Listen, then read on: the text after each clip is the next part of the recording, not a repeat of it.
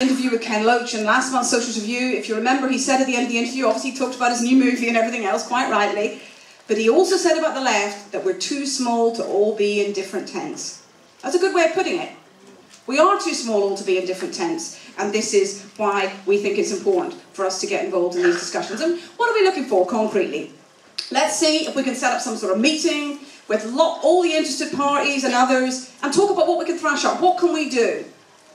And I think we should go with no preconditions. I don't think we should, we'll only do it if you do this. We'll only do it if you don't do this. We can't go with preconditions about what it is we're actually after. We have to go with no preconditions and actually say, these are the needs of the working class and how are we going to meet them and can we overcome any previous disagreements to do that. That's the way forward. But there's another element in all of this. When I talked about the events coming together to provide a moment in history, that means a qualitative shift. And that's the class struggle. Because this is a big test for us, isn't it? There's a new pattern emerging. I'm sure we've all noticed.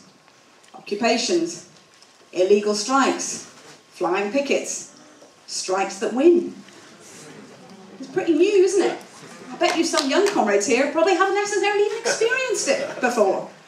And I mean, for me, I joined the party 25 years ago this weekend, in the middle of the miners' strike, and I haven't felt how I felt about when I met those workers from Vistian for 25 years. I was on a platform with a couple of them in Bristol, and one young guy said, I've never spoken in a meeting before, but since I've been in occupation at Vistian, I've been in a meeting, and he said, it's been a life-changing struggle. And I said, well look, we put that as our headline on, you know, your co-worker, Linda, in the Socialist Review, but it wasn't me putting that in his mouth and saying, it must have been a life-changing struggle for you, brother. He said it. He felt his life had been changed. And one other guy came to a Tottenham branch meeting that I did a few weeks ago, and he said, you know, there was a tiny minority of people who didn't come on the picket line. And at the time, we were a bit resentful of them. You know, why didn't they come? Even though there was only a handful of them out of the 600 workers. He said, afterwards, he said, I feel sorry for them. They got the cheque, I got the cheque. But they didn't get the sense of the struggle, the solidarity. They didn't have their minds opened to how many people supported them, to about the left, about socialism, about the people all around the country who are willing to bring us into their workplace, put round a bucket and give us solidarity. He said, that is priceless. And they missed that because they weren't on the picket line with us. And I think when you look at what happened last week, the construction industry, the walkouts, thousands and thousands of workers out there walking out in solidarity when they first sacked the militants and then they wanted to lock out 800-900 workers or whatever. Magnificent. Was there any judges getting out there and putting court injunctions saying they were going to sequester the union's funds and everything? Not a bit of it. So anybody who now says you can't break the law, there's too many laws to stop us, we just turn to that, don't we? What the Vistian workers did, they broke the law, they occupied the factory. So these are things we can go back to, and other victories as well. Obviously, you know, people often heard the Waterford strikers, we know about PRISM, we know about the Linamar. We're looking at things that were victories, we're looking at things that have made things different. But class struggle doesn't happen in a political vacuum either. And we know that because we saw British jobs for British workers in January. And we have to know that actually when future struggles come out, that different political ideas shape them. Those ideas were pushed back. And I'm proud the SWP played an important role in that. We held the line, but we didn't just sit at home saying, oh, they're a bunch of racists. We went on all the picket lines with socialist workers and discussed with people and talked to them about the dangers of it and won the respect of many militants across the working class for that. But it rang alarm bells, didn't it? It rang alarm bells for when had the BNP ever felt able to go on a picket line and be accepted, even if they did get kicked off in the end? When had they ever felt that they could possibly do that?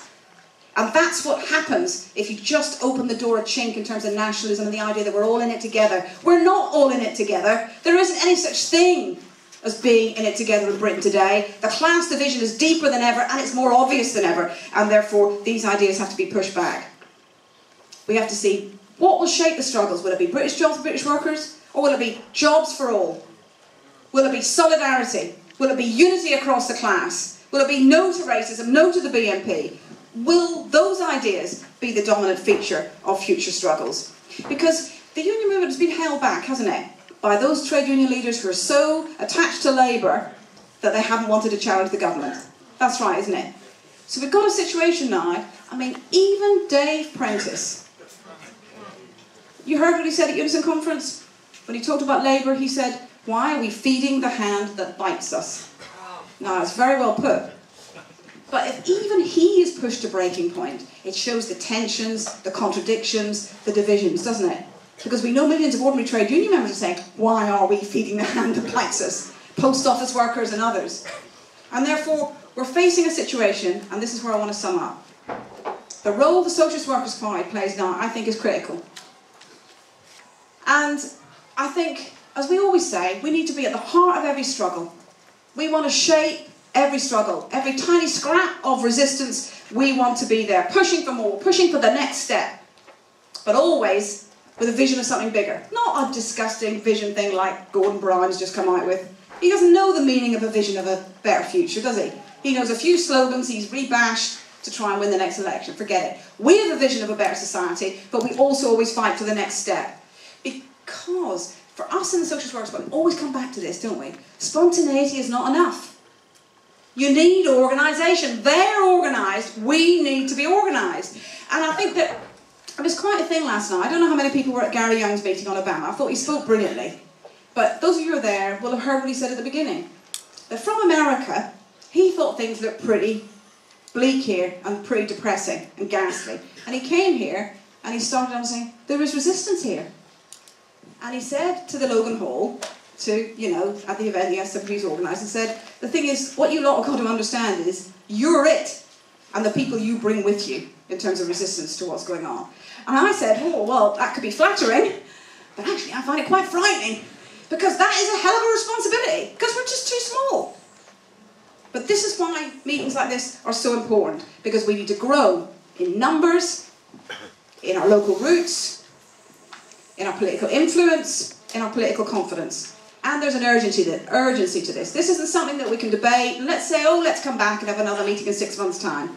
This is something we have to do now.